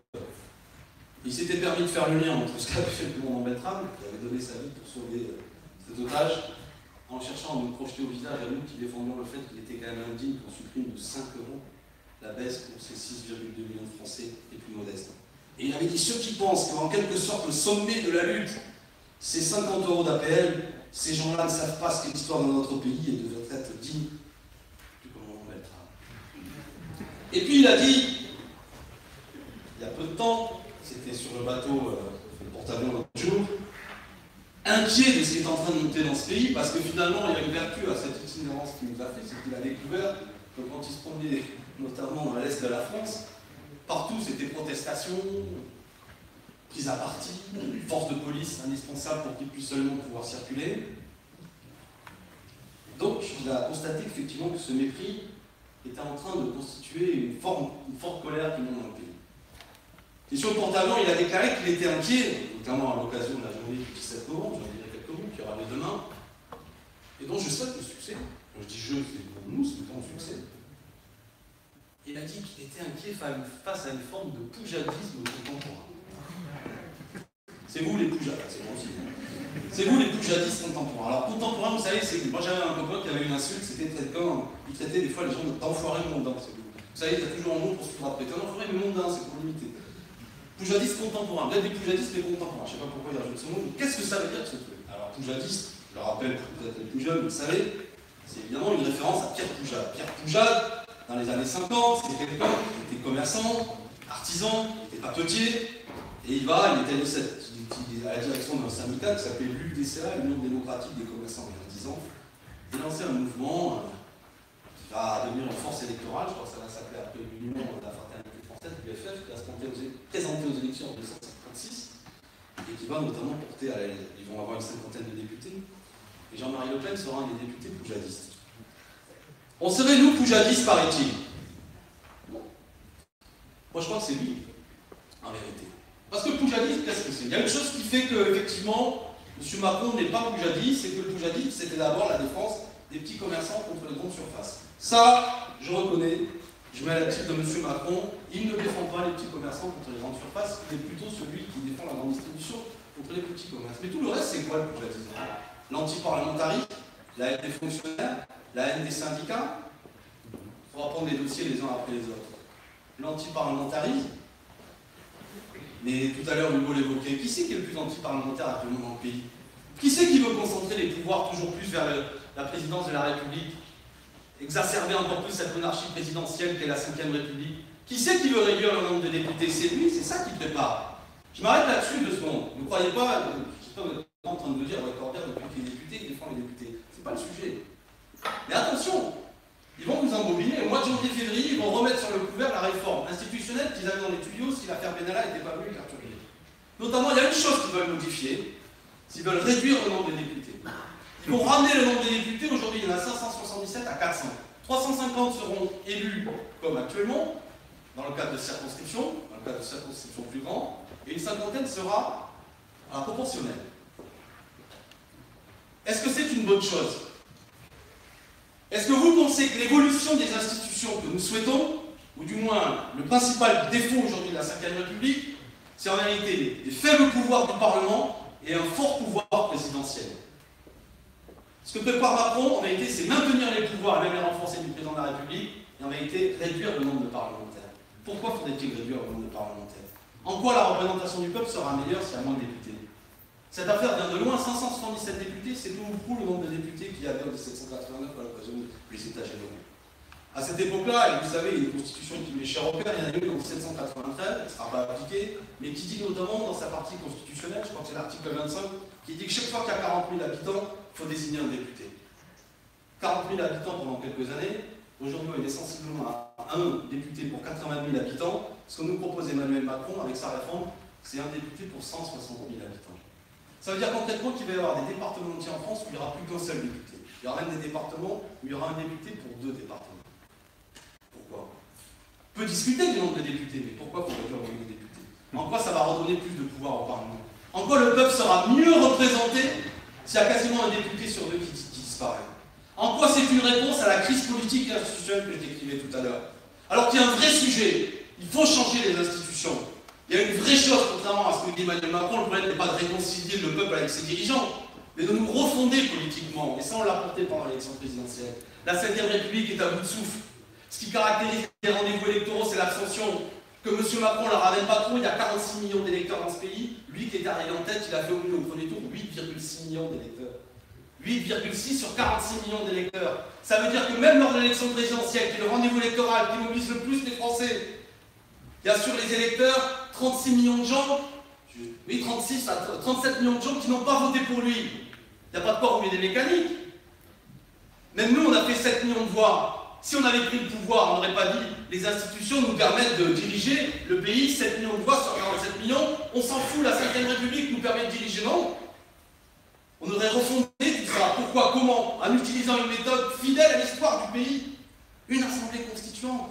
C'est-à-dire un grand débat constituant dans le pays pour savoir quels sont les droits nouveaux qu'on veut se donner comme citoyens. Notamment le fait que ce n'est pas aux députés de discuter du nombre de députés demain, c'est absurde. C'est pas à moi de discuter demain de quel va être mon sort, c'est au peuple de décider comment il est député. C'est au peuple de décider quelles sont les relations entre lui, le représentant, et le représenté. Nous croyons notamment que quelque chose de fort qui serait vertueux, c'est cette idée du droit de révoquer les élus par les citoyens s'ils le désirent pour le mandat. C'est-à-dire on a voté pour quelqu'un et on s'aperçoit en cours de mandat qui fait pas le job. Bien sûr, il ne faut pas un truc comme ça, dès que une personne aurait une vie par la tête, mais un nombre représentatif. 10-15% du vote électoral qui dit bah, nous on se lève, on veut refaire l'élection. Ça crée un cercle vertueux, sur en quelque sorte une laisse un peu plus courte entre le représentant et le représenté, si vous permettez l'expression. Ça éviterait que pendant 5 ans, les gens se disent moi j'ai été élu, j'en ai rien à faire, et je dirige contre le peuple. Ce serait positif, on peut mettre d'autres idées. Des copains, tous ces Jim évoquaient tout à l'heure la règle verte. Le fait que constitutionnellement, on décide qu'on ne peut pas produire quelque chose qui détruit plus la planète parce qu'elle est en capacité de se reproduire. Et d'autres idées comme ça. Et surtout, on voit bien qu'on est dans un moment de dislocation de ce qui nous constitue comme peuple. De doute, est-ce qu'on a encore envie de vivre ensemble? C'est quoi être français au sens politique du mot, au sens identitaire? C'est absurde. Nous sommes un peuple politique. Il me semble que nous voudrons vivre ensemble à partir du moment où on va redéfinir sur quel droit, pour faire quoi. Comment nous avons une capacité de contrôle. La question de la souveraineté est une question importante. Je sais que ce mot, des fois, mais qu'est-ce que ça veut dire, la question de la souveraineté? C'est ça qui nous a fondés comme peuple, d'ailleurs. On est devenu souverain à partir du moment où on a pris la couronne de la tête du roi et on l'a mis entre les mains du peuple. C'est plus lui le souverain, c'est nous. C'est un vieux débat. C'est ça la Révolution française. La question de la souveraineté, on en est là aujourd'hui. Tous ceux qui croient que cette mer déchaînée que constitue ce pays et que j'ai vu avec Hugo et vous tous d'ailleurs pendant l'élection présidentielle s'est calmée parce qu'on a un jeune président de 39 ans qui a été élu, se trompe complètement sur l'état de la France. Ce peuple est en colère, ce pays rentre dans un monde de grande turbulence. Et ceux qui veulent mater ce peuple, notamment en utilisant le caractère autoritaire des institutions de la Ve République, vont fabriquer un monstre. Et il y a une course de vitesse politique qui est engagée. C'est que cette colère, elle peut aussi bien tourner dans quelque chose de positif, notamment dans une exigence de justice, d'égalité entre les citoyens. Et si ce n'est pas ça qui arrive à s'exprimer, ça peut se transformer demain dans une volonté de réponse de plus en plus autoritaire. Rien n'est écrit dans l'histoire du pays, rien n'est écrit. D'autant plus, comme je disais tout à l'heure, que Macron élu, c'est 8,6 millions d'électeurs. C'est-à-dire que des tas de gens ne se sentent pas du tout représentés. C'est même pas qu'ils sont déçus de Macron, parce qu'ils n'ont jamais voté pour lui, parce qu'ils ne se sont même pas rendus aux élections. Et c'est ça qui est en train de se passer, notamment dans la journée de demain. Les amis, on a fait le choix après réflexion, c'était pas évident de dire il faut soutenir ce mouvement. Bien sûr que c'est confus. Mais c'est ça la caractéristique des mouvements qui vont venir devant nous. On ne peut pas impunément se dire voilà, la France Insoumise, ça n'existait pas avant le 2 février 2016, que Jean-Luc Mélenchon passe à la télé, ça n'existait pas. Et aujourd'hui, on est une force à 7 millions de voix, un groupe parlementaire. Emmanuel Macron, En Marche, ça n'existait pas il y a encore un an et demi, aujourd'hui dirige le pays. Donc on ne peut pas se dire, constater qu'à la fois dans un moment de profond bouleversement des forces politiques traditionnelles, qui touchent même le mouvement syndical d'ailleurs, et croire que les mobilisations populaires qui seront devant nous, elles seront propres à l'ancienne, avec des directions conscientes qui lanceront des mots d'ordre. Non, ça ne va pas se passer comme ça. Ça va se passer dans une colère qui, en plus, avec des moyens nouveaux que nous fournissent notamment les réseaux sociaux, ça va prendre ces formes comme ça. Alors bien sûr, on pourra toujours, si on joue le puriste, le petit professeur rouge, dire « Mais parmi tous ceux qui appellent, j'ai vu sur Facebook, elle a liké il y a quelque temps... » Mais on s'en fout, c'est pas ça l'essentiel.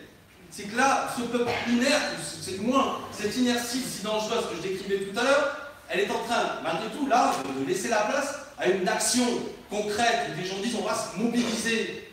Concrètement, on va se réunir, on va rencontrer le voisin, on prend contact, on s'organise pour dire qu'on veut faire reculer le gouvernement. Non pas, parce que c'est pas vrai que les gens ils disent qu'ils veulent pas d'impôts, ils veulent de la justice fiscale. Ils ne sont pas contre l'écologie. Ils disent, mais c'est absurde parce que vous pouvez multiplier par 2, par 3, par 10 le prix du diesel. Je suis obligé de prendre ma voiture. Donc ça n'a rien d'écologique. L'écologie, c'est aussi un combat indispensable et qui doit passer aussi par une pédagogie, par des moyens alternatifs de transport et par des vraies réponses. Par ailleurs, je rappelle au passage, pardon, toutes ces incises, que les traités de libre-échange qu'ils adoptent, notamment le traité CETA, qui organise de plus en plus le grand déménagement de la planète, puisque vous mangez a été fabriqué de l'autre côté de la planète, alors qu'on pourrait le produire à côté de chez vous, ou qu'on a totalement désindustrialisé ce pays et ce continent au profit de régions passées de l'autre côté de la planète. Et un simple navigueur, un grand navigueur maritime qui vient, consomme dans un seul voyage l'équivalent d'1 million de voitures.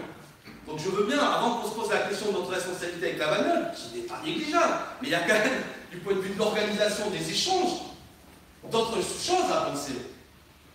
Et ce gouvernement est totalement à côté de ça. Enfin, je veux dire, même ils continuent, ils adoptent le traité CETA, et au passage, ils adoptent sans même qu'on en discute au Parlement européen.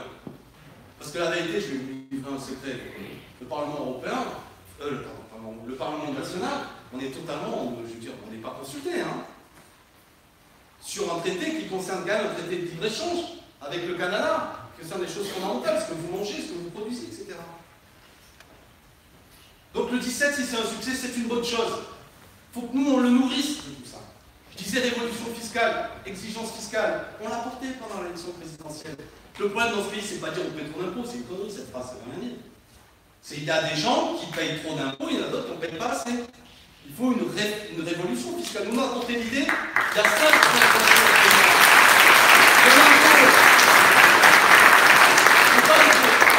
c'est pas des petites choses cette affaire, je fais des références à l'histoire, je sais dans la salle, en général, les gens qui sont insoumis aiment bien l'histoire. Mais la Révolution française, elle vient de là. Hein. Les États généraux, c'est précisément, on venait, pour utiliser un vocabulaire, ça vient d'une espèce de ras-le-bol fiscal. Parce que le roi voulait lever un nouvel impôt. Il est obligé de réunir les États généraux. L'impôt, c'est ce qu'il y a. L'impôt, quand il est injuste, il trouverait toujours le peuple pour se mobiliser contre lui. L'impôt, quand il est juste, c'est ce qu'il y a de plus beau. Notamment l'impôt sur le revenu, le plus redistributif. Il y a trop d'impôts injustes. La TVA est un impôt injuste. Que vous soyez milliardaire ou vous soyez pareil. Augmenter le prix du diesel à la pompe, c'est injuste. Parce qu'évidemment, on n'est pas tous égaux dans notre exigence, notre capacité à s'émanciper. Je disais le diesel, vous me suivez, vous m'avez compris. Voilà pourquoi, notamment, et ça vous le savez, lors de l'élection présidentielle, on a proposé l'idée que l'impôt sur le revenu soit totalement réorganisé et qu'on passe de 5 tranches d'impôt à 14 tranches d'impôt. Plus progressif. Encore plus progressif. On avait fait le calcul, vous regarderez dans les chiffres, que si on fait ça, 90% des gens actuellement paieraient moins d'impôts. Effectivement, les plus fortunés, à la fin, c'est quasiment confiscatoire, mais on assume. Les plus fortunés, franchement, non mais attendez.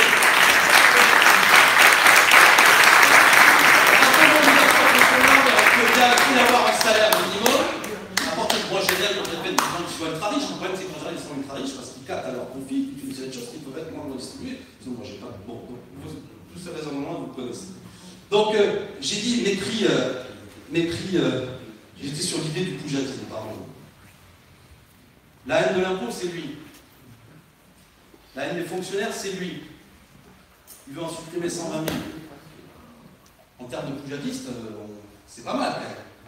Il nous propose de supprimer 120 000 postes de fonctionnaires. Moi, l'autre jour, je suis tombé de ma chaise, ça m'a rendu fou. Il est intervenu à la télévision, il a dit dans les banlieues, moi je suis les rues de Seine-Saint-Denis, Montreuil-Bagnolet. La Seine-Saint-Denis, c'est le département qui a le plus de problèmes. Là où il y a le plus de besoins et c'est là où il y a le moins de moyens. Le président de la République a donné à la télé pour dire je vais faire des annonces sur les quartiers populaires, je vais réouvrir les services publics, réouvrir le centre des impôts, réouvrir des commissariats. La première chose sur laquelle je me suis battu quand j'ai été élu, c'est de me battre contre la fermeture du centre des impôts. Et ils l'ont fermé. Et on se bat actuellement pour l'ouverture tout simplement de nos commissariats de plein exercice. Parce que chez moi, il y a plein de problèmes. À partir de 18h, il n'y a plus de commissariat. Et il y a un commissariat de la ville d'à côté qui couvre 200 hectares, alors qu'à Neuilly, qui est une ville où il y a quand même un peu moins de problèmes qu'en Seine-Saint-Denis, vous l'avez sans doute remarqué, mais si vous habitez la Bretagne, là le commissariat fait 97 hectares. D'accord? Chez nous en Seine-Saint-Denis, où il y a plein de problèmes, où il y a de la délinquance, où il y a. On a même, mais sur les questions de la sécurité, on n'a même pas de problème. Je le dis au passage parce que la question de la souffrance notamment, de ceux qui ont la difficile mission d'assurer la police nationale n'est pas un petit sujet.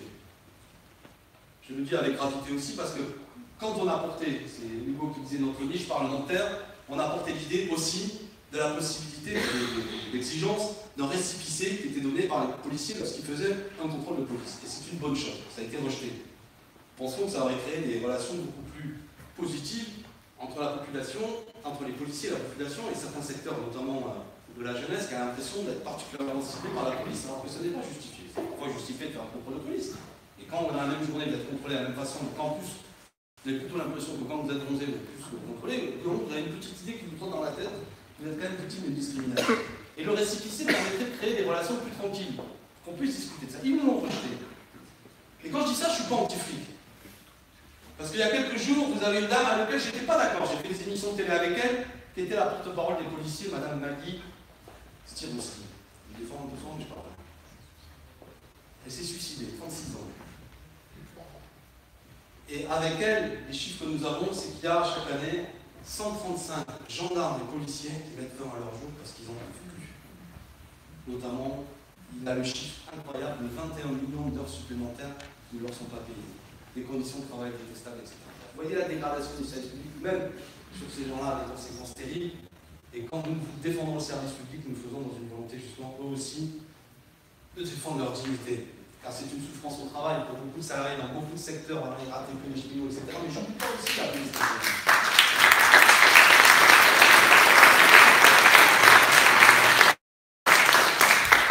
Mais qui maîtrise l'avenir.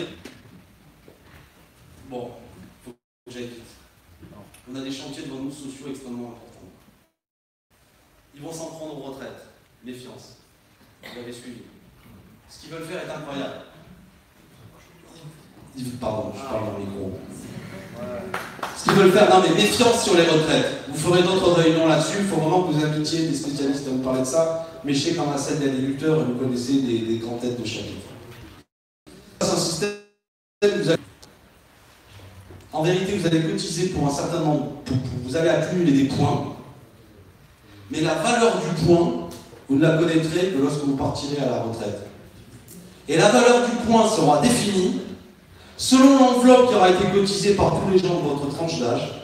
S'il y a beaucoup de gens, le point aura moins de valeur. Ça n'a pas beaucoup, en vérité, c'est parce qu'ils sont morts au boulot, le point aura un peu plus de valeur.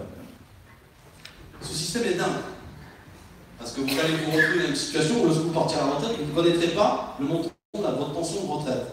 Qu'est-ce qui va se passer pour ceux qui auront un peu les moyens? Ça va faire les beaux jours de toutes les assurances privées. Évidemment, parce que les gens vont se dire, bah, je vais...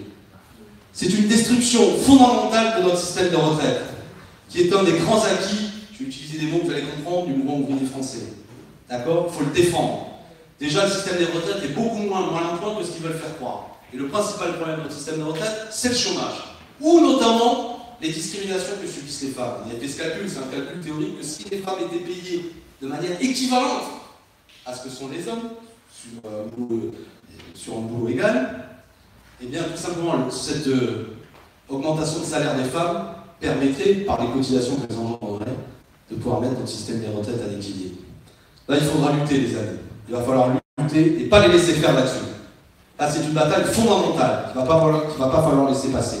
Ce sera aussi le cas sur l'assurance chômage et d'autres choses qui viennent. J'avais prévu de vous parler de l'école. Je ne développerai pas. Il y a eu des biens de mobilisation d'enseignants il n'y a pas longtemps. Ils suppriment des postes. Monsieur Blanquer, vous savez, le soi-disant professeur, là, le proviseur qui vient nous engueuler, je dis souvent attention, ils jouent au proviseur, mais ils sont surtout provisoires. Et nous, on le saura leur raconter. Ouais, soi-disant, le professeur qui allait sauver l'école républicaine, il lui porte des mauvais coups, il va supprimer des postes, et même le dispositif qui était en place, contre lequel on ne peut pas être, qui était notamment dans les REP, vous savez, ces zones sensibles où ils mettent. Ils font un enseignant pour une demi-classe, en réalité il va puiser dans les réservoirs de remplacement des autres, et il y a là une véritable arnaque. Je voulais également vous convaincre, mais je ne développerai pas, que parmi toutes les propositions, et notamment en matière d'école, je suis un ardent défenseur de l'idée que le grand service public, qui est vraiment l'outil concret de la République dans ce pays, qui est l'école, pourrait s'élargir à l'idée aussi que sa gratuité, qui vous semble une évidence à nous tous, pourrait s'élargir en fait que si la cantine soit gratuite pour tous. Je ne développe pas, mais vraiment, parce que c'est pas un petit sujet, parce que en général, plus les milieux sont modestes, moins ils vont à la cantine, plus les milieux sont favorisés, plus ils y vont, et la gratuité de la cantine, avec ce que ça pourrait nous permettre, ça pourrait réduire le problème de la santé publique, on a des cas d'obésité de plus en plus importants, ça pourrait sortir de l'alimentation carnée qui aujourd'hui est un problème, ça pourrait développer une filière bio avec un marché de près de 7 millions de repas servis par jour vis-à-vis des agriculteurs bio, c'est quelque chose de tout à fait vertueux, mais j'ai pas le temps, j'en dis pas plus. Je conclue sur une chose, bon, dans l'idée que je m'étais fait dans la répartition du boulot avec Hugo, c'était de porter une charge contre Emmanuel Macron, je crois que j'ai dit ce que j'en pensais. Voilà, beaucoup de choses vont dépendre de nous, et on a une responsabilité particulière. On va lutter. J'ai donné quelques terrains de lutte. Les retraites, demain la journée, il faut que ce soit un succès. Ça vaut le coup. Il faut le faire intelligemment. Il n'y avait pas pour rouler des mécaniques. C'est pas la France insoumise est là, écoutez-nous. Il faut accompagner un mouvement de gens qui sont distants, qui ont de la méfiance vis-à-vis des organisations politiques, et ils ont bien raison. Et c'est par une aide concrète qu'on pourra établir un lien avec eux fraternel, et on pourra donner du sens à cette protestation qui, je le répète, peut aussi mal tourner si, sous le coup de provocation gouvernementale ou je ne sais trop quoi, les choses demain ne se passent pas aussi bien que prévu. tout peut avoir lieu. Le gouvernement peut réprimer ici ou là, un type illuminé peut prendre sa voiture et foncer dans les forces de police. On est dans un moment, attention, tout est très fragile. Donc nous, on doit alimenter ça, le politiser, dire que la question écologique est importante, la question de la justice fiscale est importante, qu'on n'est pas contre l'impôt, mais on veut une réforme de l'impôt, tout ce que j'ai essayé d'évoquer tout à l'heure, est-ce qu'il y a un commun. Et puis il y a le rendez-vous électoral, je voulais terminer là-dessus, qui est l'élection européenne qui vient. On va présenter prochainement une liste, une belle liste, qui sera composée à l'image de Jim, Elisabeth, de Jean, j'aime pas cette expression, mais je vais vous dire, ils ne sont pas des professionnels de la politique. C'est-à-dire, je crois qu'il n'y aura personne qui était élu, il n'y aura aucun élu sortant, il y aura des syndicalistes, il y aura des gens qui ont été des figures souvent de quelques luttes dernièrement, et sans doute que vis-à-vis de la tête de liste, vous verrez, ce sera peut-être inattendu avec des gens qui ont porté des combats importants, notamment autour d'un sujet que j'ai peu développé ce soir, mais qui est le cœur de tout, qui est la fraude et l'évasion fiscale, qui chaque année coûte 60 à 80 milliards d'euros, et contre lequel, franchement, il n'y a pas grand-chose qui est fait, si ce n'est supprimer des postes, notamment à Bercy, pour lutter contre la fraude et l'évasion fiscale, ou alors occuper, évidemment, mais Hugo l'a dit, l'OCLIF, qui est composé de 80 fonctionnaires de police, mais qui a eu pour urgence, la dernière fois, de passer au moins une journée, puis actuellement ils ont plein de dossiers à examiner, la perquisition de la France insoumise. Et je rigole à peine, c'est les mêmes, c'est eux qui sont chargés de lutter contre la fraude fiscale qu'on nous a mis sur le dos. Moi je trouve que c'est une instrumentalisation complète de leur mission pour autre chose, mais je ne développe pas plus. Et je vous remercie aussi du soutien que beaucoup m'ont apporté. Bien sûr, dans la vie, il ne faut pas crier, il faut toujours être calme, tout ce que vous voulez. Il y a des moments quand même où il y a des choses qui pèsent. Et comme on n'est pas des robots, on a un peu envie de le dire, et ça se dit parfois avec des décibels. Bon, mais l'élection européenne qui vient, il faut qu'on soit à fond là-dedans. Cette élection va être surplombée par une chose, l'abstention. Les nôtres, ils vont avoir envie de s'abstenir sans doute. Je dis les nôtres, c'est les milieux populaires. Ils vont sans doute traduire beaucoup de choses et de critiques qu'on porte contre l'Europe actuelle en disant que vous avez parfaitement raison, M. Corbière, M. Mélenchon, raison, c'est la raison pour laquelle j'ai bien compris le message, je ne vais pas voter. Bon. Nous, on va devoir aussi mettre un contenu et un enjeu dans cette élection. Dire que dans le cadre de cette Europe actuelle et surtout dans le cadre de ces traités actuels, toutes les lettres au Père Noël que les uns et l'autre vont nous présenter en disant je voudrais une Europe ceci, une Europe cela, baratin. Rien ne peut être fait qui avance sur le terrain écologique, sur le terrain social et même sur le terrain démocratique s'il n'y a pas d'abord une rupture avec les traités actuels. D'ailleurs, ces traités, chaque fois que le peuple français a été consulté, on les a rachetés. D'accord? Donc les baratineurs, les belles personnes, les intelligents, vous savez, il y en a quelques-uns actuellement qui font les plateaux télé, ils sont en train d'inventer des mouvements citoyens. Notamment, j'en ai vu un l'autre jour, c'est le fils d'un philosophe très connu, il est très sympa. Il a dit que notamment le problème de la France insoumise, c'est qu'elle a empêché l'émergence d'une gauche intelligente, c'est sympa, que c'est modeste. Nous, on est un peu bas du plafond, mais il a grandes idées, il a dit maintenant il faut avancer et refonder sur 3 thèmes, l'écologie, la République, le social. Pour ceux qui connaissent, c'est accessoirement, depuis 10 ans, ce qu'on porte avec Jean-Luc Mélenchon. Voilà. Mais tous ces gens-là, malgré tout, se disent pro-européens. C'est sympa, moi je ne sais pas que je sois anti-européen. Mais je suis contre les traités actuels. Et là, il faut en discuter. Donc, il faudra rentrer dans le détail. Moi, bien sûr, je suis pour l'amitié entre les peuples, c'est pas le sujet. D'ailleurs, on va être sûr, on a une plateforme maintenant le peuple avec des amis, espagnols, portugais, etc. Évidemment. Et tout ce baratin qui consiste à dire pro-européen, il faut le ramener sur attends. Pour ou contre les traités actuels? Si c'est dans le cadre des traités actuels que tu veux nous faire croire que tu vas réinventer l'Europe, tu es un menteur. Nous, on assume, on ne veut pas mentir aux Français. Il va falloir rompre avec ces traités. Dans le cadre de cette élection européenne, on ne va pas tout dénouer. D'où l'enjeu qu'il faut diriger ce pays pour pouvoir rompre avec les traités et engager un nouveau rapport de force au niveau européen. Vous savez, c'est l'histoire pour ceux qui ont suivi du plan A et du plan B. Et d'abord, on va dire la vérité de cette élection européenne. Et puis on va aussi mettre un contenu national. Parce qu'il y aura une autre astuce qui consistera à dire ouais bon ok, vous n'aimez pas trop Macron, mais là on parle d'Europe, c'est autre chose, c'est un autre sujet. C'est le même sujet. Parce que cette Europe, elle exige notamment que les financements publics soient maîtrisés dans le cadre de plus de 3% de dépenses publiques. Si aujourd'hui ils veulent supprimer des postes de fonctionnaires, c'est notamment dans le cadre de leur volonté de respecter les directives européennes. Et donc on ne peut pas imaginer une politique de relance au niveau national si on ne passe pas par une remise en cause et une désobéissance par rapport aux exigences de l'Europe. Donc il y a un lien entre les deux, Elisabeth aussi l'a dit tout à l'heure, généralement les injonctions à flexibiliser le code du travail, à libérer les énergies, comme dit Hugo, tout ça c'est le charabia européen. Donc il y a un lien entre le fait que quand on sanctionne Macron, on sanctionne l'Union européenne. Quand on sanctionne l'Union européenne, on sanctionne Macron. Et on l'a résumé dans une formule, elle vaut ce qu'elle vaut, et elle ne peut pas réduire la campagne qu'on va mener. C'est aussi, profitons de cette élection européenne pour faire un référendum anti-Macron. Voilà, il faudra mettre en contenu ceux qui ne veulent pas cette attaque contre la retraite, ceux qui n'ont pas accepté qu'on casse la SNCF, ceux qui n'ont pas accepté qu'on casse le code du travail. Ils ont un outil, notamment à l'occasion des élections européennes qui viennent, pour dire non à Emmanuel Macron et lui porter un coup qui peut être un coup momentanément d'arrêt et qui donne du sens politique. C'est le travail qu'on a devant nous. C'est le sens de la liste qu'on va présenter. Les amis, je termine en répétant un peu ce que je disais tout à l'heure. L'histoire de ce pays n'est pas encore écrite, par définition. C'est ce qui rend la politique comme étant quelque chose à la fois tragique, évidemment, qui peut nous permettre d'imaginer des lendemains lumineux ou peut-être des heures sombres. Le système économique est devenu fou, détruit la planète elle-même, détruit les individus. Mais ils n'ont pas gagné, bien au contraire. On sent bien que notre propre existence, l'émergence de cette force, comme dans d'autres pays que je disais tout à l'heure, fait qu'il y a aussi des grandes potentialités pour que ce soit le long fil de l'histoire qui n'est pas rompu. Vous savez, cette longue chaîne qui finalement caractérise l'histoire de ce pays. C'est la recherche de la justice sociale, de l'égalité, de la souveraineté populaire. Ça a pris bien des formes dans l'histoire du pays et bien des noms.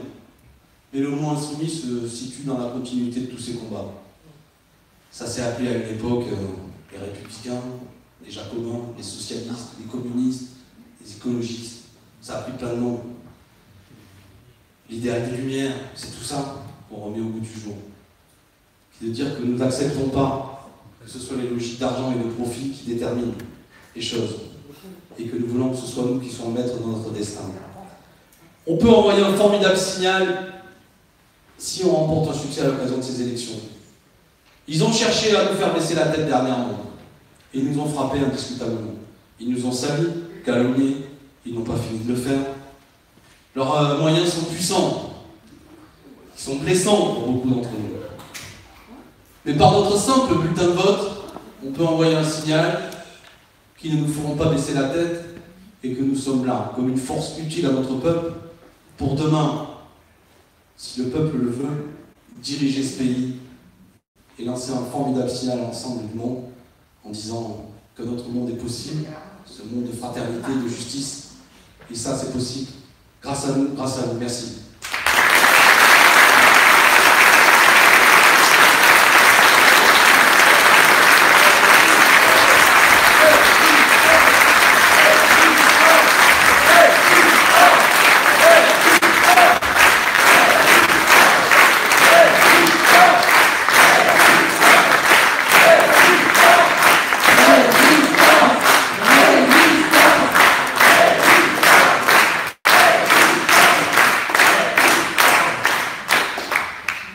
Bon, après ces 4 prises de parole, je pense que tout le monde est bien reboosté. Déjà que vous étiez pas mal sur le terrain, mais là c'est impressionnant. Résistance, en effet.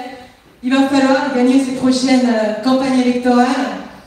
Et puis, vous savez qu'il y en a sûrement quelques-uns qui ne doivent pas être encore dans des groupes d'action. Et c'est toujours plus sympa de militer à plusieurs. Donc, rejoignez le groupe d'action le plus proche de chez vous. Là-bas, à la table, vous pouvez vous inscrire, que ce soit sur Rennes ou en dehors. Vraiment, c'est ça qui est important, c'est le militantisme sur le terrain, au plus proche, de parler avec les personnes, de défendre nos idées. C'est ça, avec votre voisin, avec votre famille. Vous savez que c'est comme ça que ça fait avancer les choses. Petit à petit, d'accord ? C'est grâce à vous, c'est grâce à nous qu'on va pouvoir changer les choses. Et ça avance déjà petit à petit, vous le voyez, je pense que vous le voyez quand vous tractez, quand vous rencontrez les gens. D'ailleurs, vous savez, il y a cette colère contre Macron, c'est à nous de la canaliser justement. C'est à nous de dire, oui, il y a une autre France qui est possible. Et ça serait une France insoumise, bien sûr.